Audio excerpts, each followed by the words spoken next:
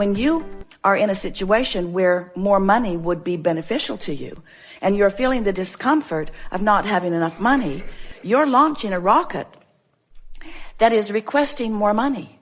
And the vibrational part of you becomes more prosperous, becomes a further vibrational match to the attraction of that abundance. But you usually don't immediately, in the request for more money, begin to feel the prosperity that you've asked for. Because it often is the not enoughness of money that has caused you to focus on that to begin with. And that's the vibration that you've got going on. And it is usually the vibration that you continue to perpetuate. Because your physical reality that is being translated so clearly through your physical senses is so vivid to you. You're seeing it and hearing it and smelling it and tasting it and touching it. It's reality that has your attention. And we want to help you to give a little more of your attention to the reality that's in the making in terms of manifestation, rather than the reality that has already come into manifestation. So we're talking about momentum, because anything that is vibrationally active within you for a while gains momentum. And the more momentum it gains, the more reality you begin to observe around it, you see. So we want to call your attention now to this point of attraction, because this really is where all of your power is. You have the power right here and right now, and nobody else has that power for you. And you don't exercise it very well, but you're going to get better and better at it. You have the power right here and now to affect a vibration, to launch a vibration, to offer a vibration, to enact a vibration, to get a vibration going, to offer a vibration, to emit a vibration, to send a vibration, to send out a signal. You have the ability to do it right here, right now. So we're calling this your vibrational grid. It's like this is your vibration. You know how the frame of a house looks before the walls go up or even the roof goes on? It's a framework that will fill in with all of the textures and fabrics and details of your life. But it's a vibrational grid. That's where you stand. Right here. Right here. You stand here. This is the way that you find clarity. This is the way you find abundance. You wait until you're in that feeling of high-flying abundance, and then you can approach the subject that's a little more troubling if you want to, understanding that it's risky, but it's only 16 seconds of risky, right? You've got 16 seconds. You've got 16 seconds to let it go or to bring it into alignment. Our favorite story that fits right here. We've got to tell it to you now because it means everything. Sometimes it's like you say to us, Abraham, I've jumped out of an airplane and I have no parachute. What do you suggest that I now do? And we say, hang on, it'll be over in a little while. Because there is a momentum that is happening that there's not any action that you're going to be able to offer that's going to make any difference. You understand that? So what we're saying to you is don't struggle, don't fret, don't effort, just crash and burn. It's all right. Because tomorrow you can get up and get on the high-flying disc. Tomorrow you can get up and get on the high-flying disc. Tomorrow you can get up and get on the high-flying disc. Tomorrow you can get up and get on the high-flying disc.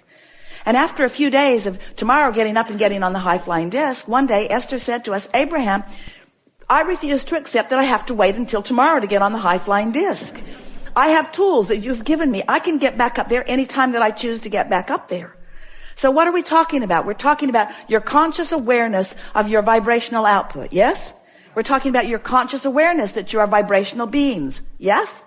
We're talking about your awareness that you can choose the vibration of your being in this moment, but that it takes a little practice. Yes?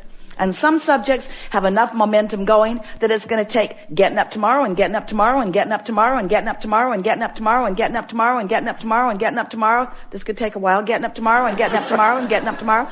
But if you get up on enough tomorrows and you reach for that high-flying disc and find it, then what happens next will be vivid evidence of how you're doing with your high-flying disc.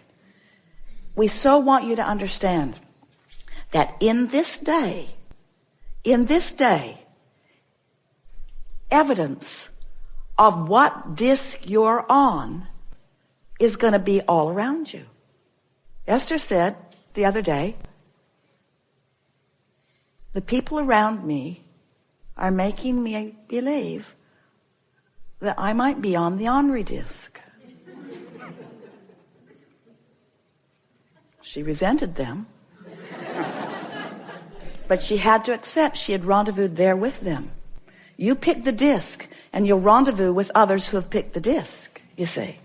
And sometimes, if you don't realize that you're on it till you're on it, there's enough momentum going that it's hard to get off of it.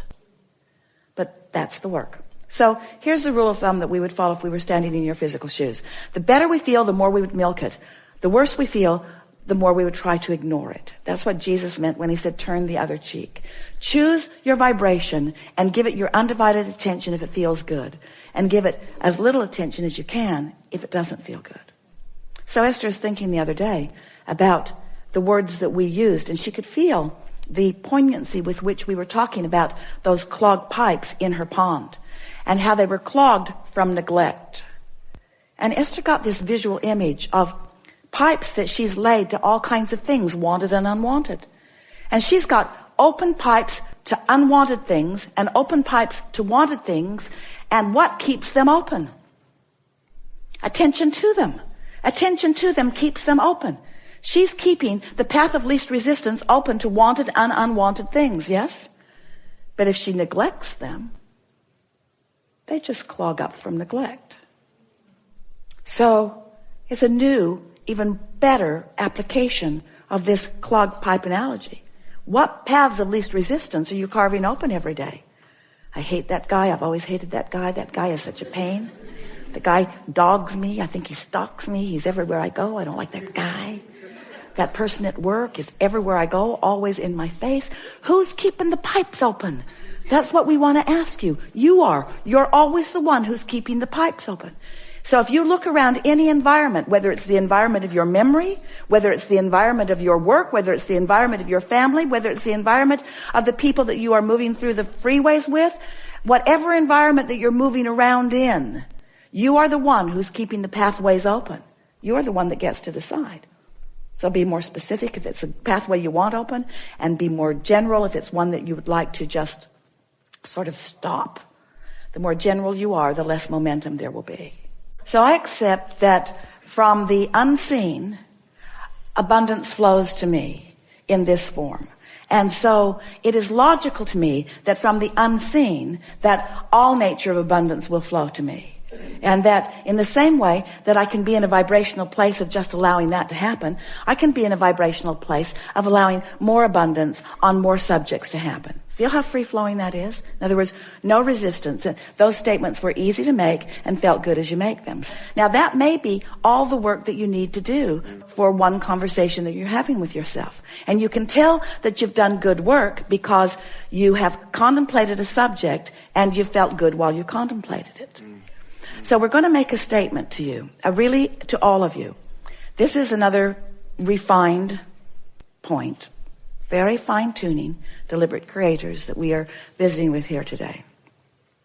So how do you feel about the concept of, in order to get the results that you want, if you've got some clogged pipes, just never mind them, lay some new pipes? Doesn't that make perfect sense to you? Isn't that an easy to understand concept? So now we just want to insert this very important understanding.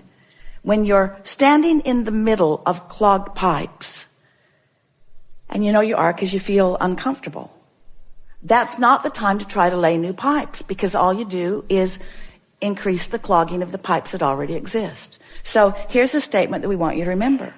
We want you to somehow, some way, and we'll talk more about that as we're moving forward, somehow, some way, get on this high-flying disc. Usually happens first thing in the morning, before things have come to thwart it. Sometimes you don't make it to breakfast. But first thing in the morning is when you're most likely to feel it. And the more you reach for it, the more you care about it, the more you milk it when you are there, the more you will own it, the easier it will be, the more the momentum will be there, the more often you'll be there, the easier it'll be to be there. So let's say you're there, and it doesn't matter if you even know how you got there. Esther was talking to a friend on the telephone the other day, and they got on the subject, and they were laughing so hard. They were laughing so hard that neither one of them could understand what the other one was saying. What? I can't understand you. What? I can't understand you. And so Esther has decided that she never needs to meditate again. She'll just remember that conversation, and she goes right to that high-flying disc. In other words, when you get hold of something that feels like that, just milk it and milk it and milk it and milk it and milk it and use it for your reason for feeling the way that you're feeling. So here's the statement. We've been teasing you about it. It's time to deliver it to you. Do all of your laying of new pipes from your high-flying disc. All of them from your high-flying disc. So the other day, after laughing and laughing and laughing and laughing and laughing with this friend, Esther replayed that conversation over and over and over and over and over and over and over and over and over in her mind all day long. We'll tell you what they were laughing about. We warn you, you kind of had to be there. So they're talking about the same thing that you're asking about. They're reaching for high-flying thoughts. And Esther is saying, I've discovered that the more general I am, the easier it is to stay there. And so she was saying, I love words like clarity, and I love the feeling of invincibility. And I've got this pen that I pretend is my magic wand, and I'm just waving it around, and it feels like the entire universe is responding to what I'm asking for. And all I want to do is think about these things and talk about these things. Esther said, I'm afraid I'm becoming like a vibrational snob. Because I'm not willing to go to other less good feeling places. And her friend said, yeah, it's like others can't quite understand us. She said, it's like being in that room at the insane asylum. And Esther worked at the state hospital in Blackfoot, Idaho. She knows that room. She's seen that room.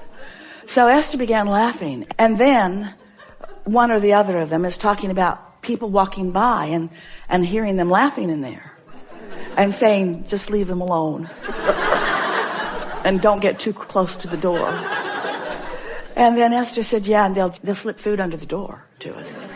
And her friend said, yeah, and we'll think we manifested it. So on and on and on and on. You've never heard two people snort more. So finding something like that and milking it just for the fun of it, milking it just for the clarity of it, causes you to practice that high-flying vibration and gain momentum of that high-flying vibration and make it more likely that that is the high-flying vibration that you own. Make it easier to be there. So after that, Esther went to bed that night playing that over and over and over in her mind. She had a long conversation with her daughter Tracy, who was waiting to pick someone up at the airport, telling her the story and laughing and laughing and laughing and laughing and laughing. What fun it is to have conversations with those who, like you, don't mind being locked in that crazy room where you are not facing reality, where your undivided attention is upon whatever subject it is that makes you feel like that. So Esther went to sleep in that vibration. And when she awakened in the morning, such an interesting thing happened.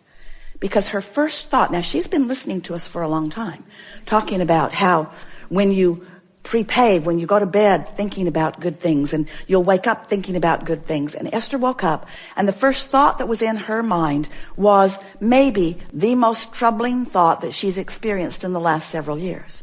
That was the thought that was in her mind. But she was so consciously aware of all of these concepts that we've been talking about that she said to herself right out loud, I've got 16 seconds to shake this thought. 16 seconds to return to my high-flying disc. 16 seconds to lay my new pipes about this subject. And then energy just flooded all through her as she realized that this was her high-flying disc. This was her chance to take a subject that had been troubling and approach it from her high-flying disc. And she left it in a place never to return to again. You see what we're getting at? Never wake up and wonder, well, wait. Esther couldn't find the ocean for 3 days last week. So that statement was not exactly accurate. Whether I can see the sun or not, I know it's out there. Whether I can see it clearly or not, I know it's there. That statement feels pretty good, doesn't it? I know it's there. I really never worry about the sun not being there. There are aspects of well-being and abundance that I just take for granted.